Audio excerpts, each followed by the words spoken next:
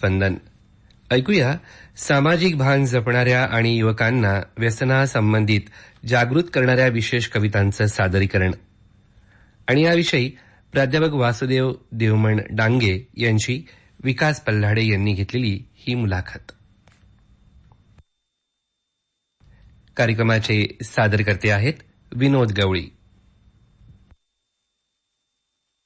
आकाशवाणीचं हे अकोला केंद्र आहे. FM 102.4 मेगाहर्ट्झ वर श्रोते हो प्रसारित करीत आहोत युवा श्रोत्यांचा कार्यक्रम युवा स्पंदन. युवा स्पंदन या कार्यक्रमाअंतर्गत आज आपण भेटणार आहोत शिक्षण वेळ्या, ध्येय वेळ्या, आपल्या विचाराची परिपक्वता घेऊन खऱ्या अर्थाने आपल्या जीवनाचे अंतरंग शब्दामध्ये शोधणाऱ्या आणि मग ते अंतरंग त्याद्वारे आपली स्वतःची जिद्द, मेहनत, चिकाटी आणि स्वतःमध्ये असलेला विश्वास एकीकृत करून ज्यांनी आपलं विश्व घडवलं आणि मग सज्ज झाले आजच्या धकाधकीच्या जीवनाशी दोन हात करायला. या कार्यक्रमाअंतर्गत मी बोलणार आहे आज प्राध्यापक वासुदेव देवमन डांगे यांच्याशी. मी विकास पल्लाडे आपल्या सर्वांचं स्वागत करीत आहे.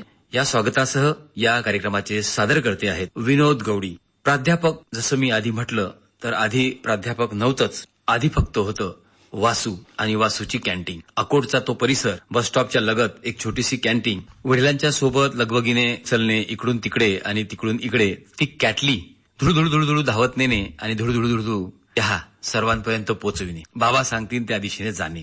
दप्तर हा शब्द वापरतोय, दप्तर मात्र आपल्या हातचं सुटू न देणे आणि घरी गेल्यानंतर जेवढा काही वेळ मिळेल तेवढा फक्त आणि फक्त दप्तराला. अत्यंत हलाखीची परिस्थिती, आई वडील दोन्हीही निरक्षर, एक भाऊ दोन बहिणी, लहानपणापासून शिक्षणाची अतोनात आवड आणि एक ध्येय हे की आज जरी मी चहा देतोय, चहा बनवतोय आणि चहा पोचवतोय, पण मला भविष्यात अधिकारी व्हायचं आहे. प्राथमिक शिक्षक जिल्हा परिषद शाळा बळेगाव येथे, माध्यमिक शिक्षण श्री नरसिंग विद्यालय अकोट येथे आणि महाविद्यालय शिक्षण श्री शिवाजी महाविद्यालय अकोट. चहाच्या कॅन्टीन पासून सुरुवात झाली, पण ती कॅन्टीन सुरू असतानाच MA मराठी अत्यंत उत्कृष्ट पद्धतीने संपन्न केलं. 5 वर्ष रसवंतीवर काम, यानंतर व्यावसायिक शिक्षण BEd दारव्हा यवतमाळ जिल्ह्यामध्ये पूर्ण केलं. सुरुवातीचा काळ जवळपास 4 वर्ष अकोट येथे एका शाळेवर नोकरी आणि तिथून प्रवास सुरू झाला स्वतःची स्वप्न साकारण्यात. 16 वर्षापासून बोरगाव मंजू येथील परशुराम नाईक कनिष्ठ महाविद्यालयात आता नोकरी करतायत. मराठी हा विषय मुलांपर्यंत पोहोचवतायत. वाचनाची आवड आहे, लेखनाची आवड आहे, प्रवास करण्याची आवड आहे आणि मैत्री जोपासण्याचीही आवड आहे. महाविद्यालयीन काळात अनेक वर्तमानपत्रातून मग ललित असतील, वैचारिक असेल, प्रासंगिक लेख असतील, चारोळी असतील, कविता ह्या प्रकाशित झालेल्या आहेत. नुसता प्रकाशित झालेल्या नाहीत तर मग जिल्हास्तरीय, राज्यस्तरीय काही वृत्तपत्रांच्या ज्या निवडक कविता असतात त्यांना जो सन्मान प्राप्त होतो, पुरस्कार दिला जातो, त्या पुरस्काराचेही मानकरी राहिलेले आहेत. प्रकाशित पुस्तके तू दिलेलं फूल, चारोळी संग्रह आणि स्मृतिगंध हा सुद्धा चारोळी संग्रह प्रकाशित झालाय. प्रकाशनाच्या वाटेवर आहे आई हा कविता संग्रह. आई सर्वस्वी मानणारं असं हे एक आगळं वेगळं व्यक्तिमत्व. बातचीत करत असताना निश्चित त्यांचा संपूर्ण जीवन प्रवास त्यांच्या या परिचयाच्या माध्यमातून सर्वश्रुत करण्याचा मी अल्पसा प्रयत्न केला. तो परिचय एवढ्यासाठीच की आपल्यासोबत कोण बोलत आहे, त्यांची सुरुवात कुठून आलेली आहे. कारण युवा स्पंदन हा असा एक कार्यक्रम आहे जिथून आम्ही नवी ऊर्जा युवकांना, युवतींना देण्याचा प्रयत्न करत असतो. प्राध्यापक वासुदेव देवमन डांगे यांचं आकाशवाणीच्या अकोला केंद्रामध्ये मी सहर्ष स्वागत. नमस्कार. नमस्कार. मी प्राध्यापक वासुदेव डांगे सर्वप्रथम आकाशवाणीचे धन्यवाद मानतो आणि आकाशवाणीच्या सर्व श्रोत्यांना सप्रेम नमस्कार करतो. माझं जन्मगाव आहे बळेगाव. सामान्य कुटुंबामध्ये 18-20 दारिद्र्य असलेल्या कुटुंबामध्ये माझा जन्म झाला. शैक्षणिक प्रवास करत असताना BA पूर्ण झाल्यानंतर आपण कुटुंबाला काही आधार दिला पाहिजे या अनुषंगानं मी अकोटला चहाची कॅन्टीन सुरू केली आणि चहाची कॅन्टीन चालवत असतानाच माझं MAचं जे कॉलेज होतं ते दुपारच्या शिफ्टला असल्यामुळे मी दुपारपर्यंत चहाची कॅन्टीन चालवत होतो आणि त्यानंतर महाविद्यालयात जाऊन तासिका पूर्ण करत होतो. महाविद्यालयाचे प्राचार्य डॉक्टर अतकरे सर होते आणि अमरावती विद्यापीठाच्या कुलगुरू ह्या डॉक्टर कमल सिंह होते आणि मग कमल सिंह यांच्या हस्ते डॉक्टर अतकरे सरांनी माझा सत्कार घडवून आणला की बा अर्न अँड लर्न असे सुद्धा विद्यार्थी आमच्या महाविद्यालयात शिकतात आणि बाकी तर ते अदर ऍक्टिव्हिटीज मध्ये सहभाग तो होताच. परंतु परिस्थिती हलाखीची असल्यामुळे मला त्या गोष्टीचा अभिमान होता. मला ते काम करताना, चहाची कॅन्टीन चालवून शिकताना यामध्ये मला कुठलाही कमीपणा वाटत नव्हता. बरेच वर्ष मला असं समजा की नोकरी लागेपर्यंत मी चहाची कॅन्टीन चालवली. चहाची कॅन्टीन चालवत असताना अनेक सामाजिक राजकीय क्षेत्रातल्या लोकांशी माझा परिचय झाला आणि निश्चितच पुढचा जो प्रवास आहे त्या प्रवासामध्ये त्या सर्व लोकांचं मला खूप चांगलं सहकार्य मिळालं. सामाजिक काही राजकीय क्षेत्रातील मंडळी तिथे यायची आणि त्यांच्यासोबत मग सलोखा वाढला, प्रेम वाढलं आणि ते वृद्धिंगत झालं. हा प्रवास कशा पद्धतीचा झाला? कुटुंबाला आपला आधार मिळावा या अनुषंगानं मी चहाची कॅन्टीन सुरू केली. तर मला ही चहाची कॅन्टीन टाकण्याकरिता आदरणीय श्री मंगेश भाऊ लोणकर, जे मला माझ्या मोठ्या बंधूंसारखे आहेत, त्यांनी मला लहान बंधू समजून मला खूप सहकार्य केलं की महाविद्यालयीन शिक्षण घेत असलेला हा मुलगा आणि याच्यामधली असलेली हे कुटुंबाविषयीची पाहिलं आणि मग त्यांनी सहकार्य केलं.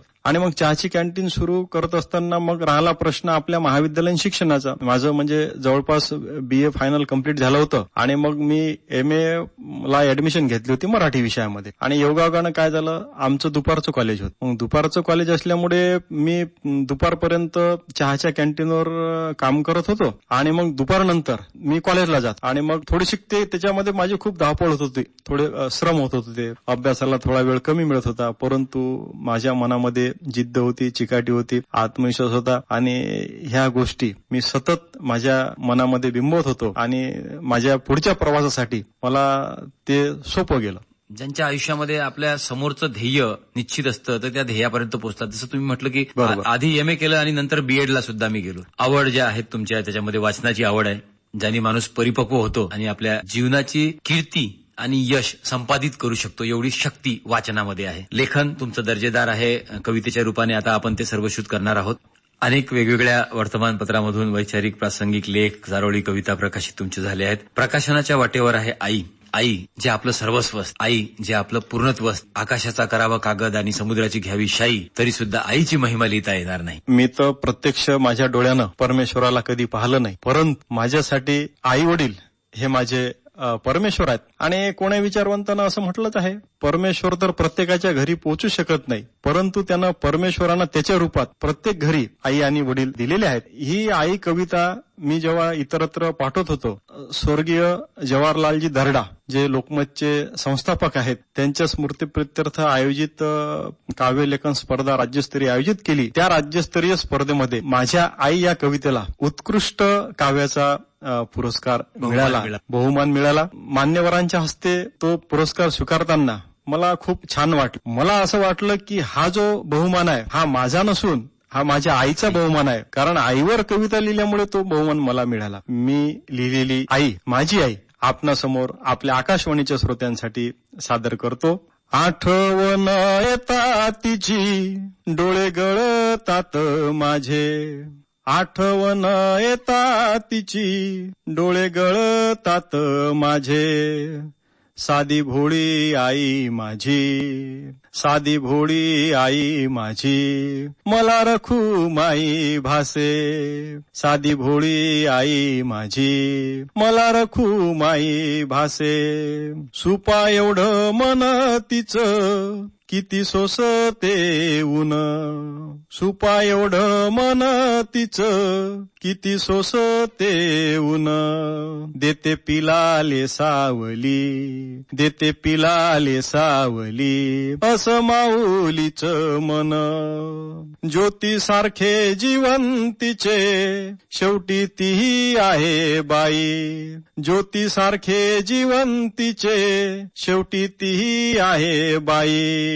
कापरासारखं जळून जळून, कापरासारखं जळून जळून, दान उजेडाचं देई, जिवंतपणी आपल्याला कळत नसते तिची माया, जिवंतपणी आपल्याला कळत नसते तिची माया, तिच्या दुधामुळे झाला, तिच्या दुधामुळे झाला आज मोठा शिवराया, तिच्या दुधामुळे झाला आज मोठा भीमराया, नसते जाणीव दुःखाची जेव्हा तिचा आधार असते, नसते जाणीव दुःखाची जेव्हा तिचा आधार असते, ते निघून गेल्यावर, ते निघून गेल्यावर अश्रूंचाच बाजार असते, ते निघून गेल्यावर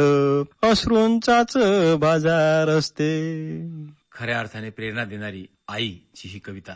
आईची महिमा अनंत आहे, कारण स्वामी तिन्ही जगाचा आई विना भिकारी. आणि आई अनंत आहे आणि आई पूर्णत्व आहे, यात शंका नाही. वेळ बदलला, काळ बदलली, परिस्थिती बदलली. जो चहाच्या टपरीवर इकडून तिकडे धावत होता तो वासू आता प्राध्यापक झाला, यात शंका नाही. आणि या प्राध्यापक होण्याच्या शर्यतीमध्ये तुम्ही कसे आलात आणि स्वतःला सिद्ध करून प्राध्यापक कसे झालात? की माझा जो चहाच्या कॅन्टीनचा प्रवास आहे तो सांगत असताना मी एक विशेष नाव घेत, ते म्हणजे आदरणीय श्री मंगेश भाऊ लोणकर. आणि या मंगेश भाऊ लोणकरच्या ऑफिसमध्ये आदरणीय ॲडव्होकेट मोहनराव आसरकर, जे सामाजिक, शैक्षणिक आणि राजकीय क्षेत्रातलं मोठं नाव आहे, यांच्याशी माझा परिचय झाला. आणि मग त्यांनी मला एकदम त्यांच्या परिवारातला सदस्य समजून घेतलं, आदरणीय श्री मोहनराव आसरकर यांनी. आणि मग मी MA झालो, BEd झालो. आणि मग त्यांना समजलं की गुणी आहे. आणि मग बोरगाव मंजू येथील परशुराम नाईक विद्यालय व श्रीमती कबा सोमानी कला कनिष्ठ महाविद्यालयाची जाहिरात वर्तमानपत्रामध्ये आली. आणि मग मी तो विषय आदरणीय ॲडव्होकेट मोहनभाऊ आसरकर यांच्याकडे तो विषय मी ठेवला. आणि मग त्यांनी किरण भाऊ नाईक आणि शाळा समिती अध्यक्ष आदरणीय श्री दीपक भाऊ नाईक यांच्यासोबत त्यांनी चर्चा केली. आणि मग त्यांनी सांगितलं की बाबा हा आपल्या परिवारातला मुलगा आहे, मी याला मुलाखतीला पाठवतो, परंतु तुमच्या निकषामध्ये जर हा पात्र ठरला तर तुम्ही याची निवड करा. आणि मग तो पुढचा प्रवास झाला, माझी मुलाखत झाली. मुलाखतीनंतर प्रत्यक्ष पाठ झाला आणि मग तो मान्यवरांनी ऑब्झर्व केला. मी त्या सर्व निकषांमध्ये पात्र ठरलो. मला कनिष्ठ महाविद्यालयामध्ये कमवी शिक्षक म्हणून मला बोरगावला नोकरी मिळाली. स्वतःचं स्वप्न साकार झालं काही वेळेतच. वेळ बदलला, काळ बदलला, परिस्थिती बदलली. शायर असं म्हणतो, वक्त जरा अदब से पेशा, क्योंकि वक्त नहीं लगता वक्त को बदलने में. आणि तो वेळ तुम्ही बदलवला. तुम्ही सामाजिक आशयाच्या संदर्भातली कवितेबद्दल बोललात. मला पण आवड आहेच सामाजिक क्षेत्रातली, तर विचार नावाची माझी सामाजिक आशयाची कविता आहे, ती मी आपल्या श्रोत्यांसाठी सादर करतो. नाही आता जातीचा, नाही आपल्या पातीचा, विचार करा आता फक्त काळ्या मातीचा. ज्योतीच्या प्रेरणेने सावित्रीनं शिकवलं, काळ्या मातीतून माणिक मोती पिकवलं. राष्ट्रसंतांची खंजेरी, गाडगेबाबांचा झाडू, भाऊसाहेब जन्मले घेऊन हातात खडू. गांधीजींची अहिंसा तरुणांनी घ्यावी, हिंदू मुस्लिम वादाची होळी पेटून द्यावी. शिका संघटित व्हा, घटना भीमरावाने लिहली, कापरासारखं जळून हिशी दोरी ठेवली. जिजाऊच्या दुधाने शिवराय घडविले, हिंदवी राज्याचे निशाण फडकविले. झाशीच्या राणीचा आदर्श मुलींनी घ्यावा, झुंडशाहीच्या लोकांना जबर हिसका द्यावा. दुनियेत प्यारे तुकोबांचे अभंग, बहिणाईच्या ओवीने सारेच होतात दंग. बटाट्याच्या चाळीने पुलंना फुलविले, उद्धवाच्या धगने अवघ्यांना रडविले. यशवंताने गायली मराठीची गाथा, ज्ञानदेवाच्या चरणी टेकवावा माथा. ध्यानात असू द्या रे तेच एकदा सांगतो, विकास करण्या आपला ही भीक मी मागतो. नाही आता जातीचा, नाही आपल्या पातीचा, विचार करा आता फक्त काळ्या मातीचा, तर काळ्या मातीचा. अगदी बरोबर आहे. घासल्याशिवाय धार नाही तलवारीच्या पातीला, आणि युवा शक्तीशिवाय पर्याय नाही या देशाच्या मातीला. युवा तू प्रेरित हो, प्रेरणा घे आणि उंच भरारी घे, म्हणजे हे राष्ट्र परमवैभवावर जाईल, यात शंका नाही. असा आशय जागृत करणारी आणि युवकांच्या मनामध्ये नवी आशा, आकांक्षा, अपेक्षा निर्माण करणारी ही कविता तुमची आपण सर्वश्रुत केली आहे. मोबाईल प्रत्येकाच्याकडे आला आणि त्या मोबाईलमध्ये इम्प्रुव्हमेंट आहे. कुठल्या पद्धतीचा मोबाईल म्हटलं जाते याला? आपण अँड्रॉइड मोबाईल आपण याला म्हणतो. मात्र या गतीमुळे प्रगती झाली, दुर्गती झाली की अधोगती झाली, हा येणारा काळ ठरवेल. मोबाईलचा वापर आपण योग्य पद्धतीनं केला तर निश्चितच तो फायद्याचा आहे, परंतु मोबाईल हे व्यसन सुद्धा होऊ शकतं. आता आमच्या शाळेचा उपक्रम आहे, टीव्ही, मोबाईल जास्तीत जास्त बंद ठेवून विद्यार्थ्यांनी रात्री 7 ते 9 पालकांसोबत वाचन करावं आणि त्या उपक्रमाला आम्हाला चांगलं यश मिळालं. मोबाईलचे दुष्परिणाम आपल्याला जास्त पाहायला मिळतात आणि ते वर्तमानपत्रातून, विविध न्यूज चॅनलच्या माध्यमातून आपण बघतच आहोत. ती कविता मी आपल्या आकाशवाणीच्या श्रोत्यांसाठी, कवितेचं शीर्षक आहे मोबाईल. या मोबाईलच्या पायी सार सार बिघडलं बाई, या मोबाईलच्या पायी सार बिघडलं बाई. नवरा असो की बायको असो, पोरगा असो की पोरगी असो, झाले पागलच सारे, डोकं ठिकाणावर नाही. या मोबाईलच्या पायी सार बिघडलं बाई.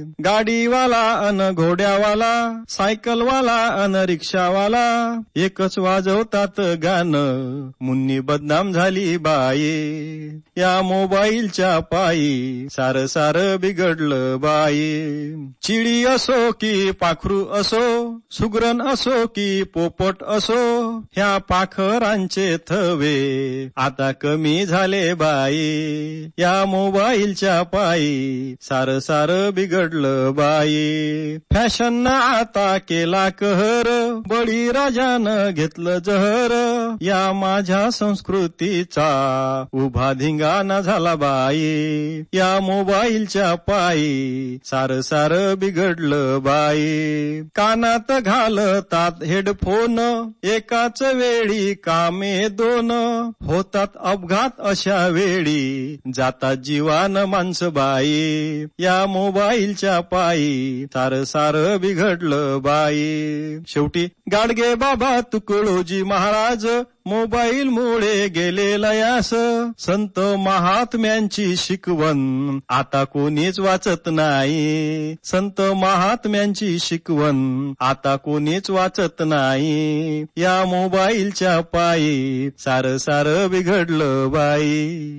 सार बिघडलं बाई. या मोबाईलच्या पायी फॅशन व्यसन युवा पिढीला अत्यंत त्रासदायक आणि वेदना देणारं आहे, यात शंका नाही. तंबाखू विरोधी दिन 31 मेला आहे, तर मला असं वाटतं कुठलंही व्यसन माणसाला गिळंकृत करते आणि त्यातल्या त्यात तंबाखूचं व्यसन अनेक रोगांना तुम्हाला तुमच्यापर्यंत पोहोचवते, अनेक रोग तुमच्यामध्ये निर्माण करते. याबद्दल तुम्हाला काय वाटतं? सर्वप्रथम मी तुमचे अकोला आकाशवाणीचे धन्यवाद मानतो की तंबाखू मुक्तीचा हा संदेश जनतेपर्यंत पोहोचवण्यासाठी आपण हा महत्वाचा प्रश्न उपस्थित केला. कारण तंबाखू सेवनामुळे वाढणारे आजार, युवकांमधील वाढती व्यसनाधीनता आणि त्याचे सामाजिक दुष्परिणाम लक्षात घेता अशा विषयावर जनजागृती करणे आज काळाची गरज बनली आहे. सर्वप्रथम मी श्रोत्यांना सांगू इच्छितो की आपण आधी तंबाखूला समजून घेऊ. तंबाखू हा एक व्यसनाधीन पदार्थ आहे. बिडी, सिगारेट, गुटखा, पान मसाला, ई सिगारेट, हुक्का इत्यादींमध्ये मोठ्या प्रमाणात तंबाखूचा वापर केला जातो. तुम्हाला माहित आहेच सर, तंबाखूमध्ये निकोटीन नावाचे व्यसन लावणारे अत्यंत घातक असे रसायन असते. त्यामुळे मानवी आरोग्यावर त्याचा विपरीत परिणाम होतो. तंबाखूच्या सेवनामुळे अनेक आजार होतात, दुष्परिणाम होतात. ते दुष्परिणाम शारीरिक असतील, मानसिक असतील, आर्थिक कौटुंबिक असतील. ते थोडक्यात मी आजच्या पिढीला सांगू इच्छितो. शारीरिक मध्ये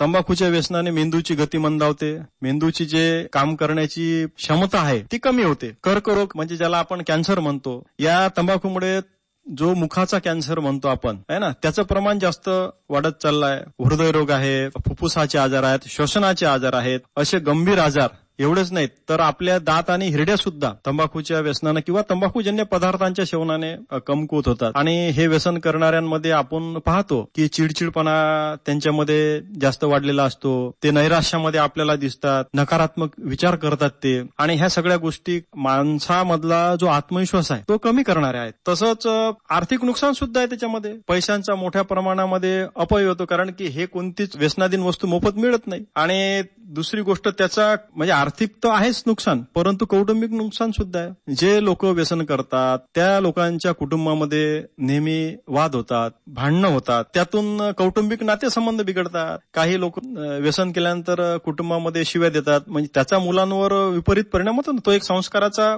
भाग आहे. आणि आजकालचे विद्यार्थी सुद्धा व्यसन करायला लागले. या व्यसनामुळे विद्यार्थ्यांचं अभ्यासामधलं जे लक्ष आहे विचलित होते. आणि मग या व्यसनामुळे त्यांची संगत गुंते, सोबत चांगली संगत असली पाहिजे. एवढ्यावरच हे व्यसन करणारे लोक थांबत नाहीत. म्हणजे सार्वजनिक ठिकाणी धूम्रपान करण्यास बंदी आहे, परंतु त्याचं उल्लंघन लोक करतात आणि मग त्याच इतर लोकांच्या आरोग्यावर सुद्धा त्याचा विपरीत परिणाम होतो. आणि सगळ्यात महत्वाचं मला हे सांगायचं आहे, आजची युवा पिढी ही व्यसनाच्या प्रचंड आहारी चालली आहे. खरं आपण असं म्हणतो की युवक हा राष्ट्राचा प्राण आहे, परंतु युवकांमधील वाढत चाललेली व्यसनाधीनता ही खऱ्या अर्थानं देशाच्या प्रगतीवर परिणाम करणारी आहे असं मला वाटते. हा खूप मोठा प्रश्न आपल्या संपूर्ण देशाच्या समोरच आहे आणि व्यसनांपासून दूर राहण्याचा तुम्ही संदेश सर्व तरुणांपर्यंत पोहोचवत आहात. तंबाखूजन्य पदार्थांमुळे अनेक आजार जडतात आणि त्या आजारांमुळे युवकांच्या मृत्यूंचं प्रमाण देखील वाढलेलं आहे. अगदी बरोबर आहे सर. आपलं 31 मे 1987 ला WHO म्हणजे जागतिक आरोग्य संघटनेनं हा जागतिक तंबाखू विरोधी दिन साजरा करणं सुरुवात केली आणि या दिनाचं हेच महत्व आहे की बा तंबाखूजन्य पदार्थांच्या विरोधामध्ये जनजागृती व्हावी, त्याचं व्यसन रोखल्या गेलं पाहिजे. मी आपणास सांगू इच्छितो, तंबाखूचे सेवन हे जगातील मृत्यूचे एक मोठे कारण मानले जाते. WHO अहवालानुसार दरवर्षी जगभरामध्ये 80 लाखांपेक्षा अधिक लोकांचा मृत्यू तंबाखूमुळे होतो. जगभरात, भारतात सुद्धा दरवर्षी 13 ते 14 लाख लोकांचा मृत्यू तंबाखू सेवनाने होणाऱ्या आजारांमुळे होतो. एवढं हे व्यसन घातक आहे. निरोगी समाजाच्या निर्मितीसाठी शासन व समाजाची भूमिका अत्यंत महत्वाची आहे. मला असं वाटते की शासनाने तंबाखूजन्य पदार्थांच्या विक्रीवर कडक नियंत्रण ठेवावे. शाळा, महाविद्यालय व सार्वजनिक ठिकाणी जनजागृती मोहीम राबवावी. तंबाखूच्या जाहिरातीवर बंदी आणावी. युवकांना व्यसनमुक्तीबाबत शिक्षण द्यावे. त्यासाठी व्यसनमुक्ती केंद्राची संख्या वाढवावी. सार्वजनिक ठिकाणी धूम्रपान करणाऱ्यावर दंडात्मक कारवाई करावी आणि विशेष म्हणजे पालकांनी मुलांमध्ये चांगल्या सवयी विकसित कराव्यात. कारण तंबाखूला नकार, निरोगी आरोग्याचा स्वीकार हा संदेश जनमानसामध्ये रुजवला गेला पाहिजे. आणि शेवटी मी हे सांगेल, संत, महात्मे व समाज सुधारकांचे व्यसनमुक्तीबद्दलचे विचार नेहमीच व्यसनमुक्त, निरोगी आणि सुसंस्कृत समाज घडवण्यासाठी कसे प्रेरक आहेत याचा प्रसार आणि प्रचार होणं काळाची गरज बनली आहे. अत्यंत उपयुक्त असा मनोदय आपण या व्यसनाच्या अर्थातच तंबाखूच्या बद्दल सुद्धा सर्वश्रुत केला आहे. परंतु मी त्याआधी थोडक्यात आपणास सांगू इच्छितो, तंबाखूमुक्त शाळा आणि तंबाखूमुक्त बोरगाव हे आमच्या व्यवस्थापन मंडळाचं स्वप्न आहे आणि त्यासाठी आमच्या शाळा समितीचे अध्यक्ष आदरणीय श्री दीपक भाऊ नाईक आणि संस्थेचे अध्यक्ष आदरणीय श्री किरण भाऊ नाईक यांच्या संकल्पनेतून आणि शाळेचे मुख्याध्यापक आदरणीय श्री मनोज भाऊ आगरकर यांच्या मार्गदर्शनामध्ये मी एक पथनाट्य लिहिलं आणि त्या पथनाट्याचे प्रयोग आपण बऱ्याच वेळा सादर केले. तंबाखूचा संदेश आपण जनमानसात रुजवण्याचा आपल्या पंचक्रोशीमध्ये प्रयत्न केला. कारण तंबाखू हे केवळ व्यक्तीचेच नव्हे तर संपूर्ण समाजाचे आरोग्य धोक्यात आणणारे व्यसन आहे. त्यामुळे मला असं वाटते प्रत्येकाने तंबाखूला नकार देऊन निरोगी जीवनाचा स्वीकार करावा असं मला वाटते आणि त्यासाठी मी लिहिलेल्या प्रबोधन गीतातून तो संदेश आजच्या तरुण पिढीपर्यंत पोहोचवण्याचा प्रयत्न करतो. तंबाखू खाऊ नका हो भाऊ, तंबाखू खाऊ नका. तंबाखू खाऊ नका हो मावशी, तंबाखू खाऊ नका. तंबाखू खाऊ नका हो काका, तंबाखू खाऊ नका. तंबाखू खाऊ नका हो बाबा, तंबाखू खाऊ नका. तंबाखूच्या सेवनाने कॅन्सर होतो हमखास, कॅन्सर होतो हमखास. बीडी अन सिगारेट पिल्याने दम्याचा होतो त्रास. बीडी अन सिगारेट पिल्याने दम्याचा होतो त्रास. तंबाखू खाता पचकन थुकता, तंबाखू खाता पचकन थुकता. करता सगळी घाण, तुम्ही करता सगळी घाण. या रोगराईला पसरविण्याचा तुम्हाला मिळतो मान. या रोगराईला पसरविण्याचा तुम्हाला मिळतो मान. वासुदेव डांगे हात जोडते तुमच्या आरोग्यासाठी, तुमच्या आरोग्यासाठी. सोडून द्या तुम्ही तंबाखू गुटखा आपल्या कुटुंबासाठी. सोडून द्या तुम्ही तंबाखू गुटखा आपल्या कुटुंबासाठी. आमचा सार्थक कॅन्सरने गेला, आमचा सार्थक कॅन्सरने गेला. तुम्ही पण जाऊ नका, तुम्ही पण जाऊ नका. तंबाखू खाऊ नका हो भाऊ, तंबाखू खाऊ नका. तंबाखू खाऊ नका हो दादा, तंबाखू खाऊ नका. तंबाखू खाऊ नका हो ताई, तंबाखू खाऊ नका. तंबाखू खाऊ नका हा आशय या कार्यक्रमाच्या शेवटी आपण आपल्या कवितेच्याद्वारे सर्व युवकांपर्यंत पोचविला. या कार्यक्रमाच्या शेवटी कुठलं गीत तुम्हाला ऐकायला आवडेल? मला ज्येष्ठ कवी मंगेश पाडगावकर यांनी लिहिलेले आणि अरुण दाते यांनी गायलेले या जन्मावर या जगण्यावर शतदा प्रेम करावे हे गीत ऐकायला आवडेल. जीवनाचा आशावाद सांगणारं हे गीत तुमच्यासाठी आणि समस्त श्रोत्यांसाठी आपण ऐकवित आहोत. युवा स्पंदन या कार्यक्रम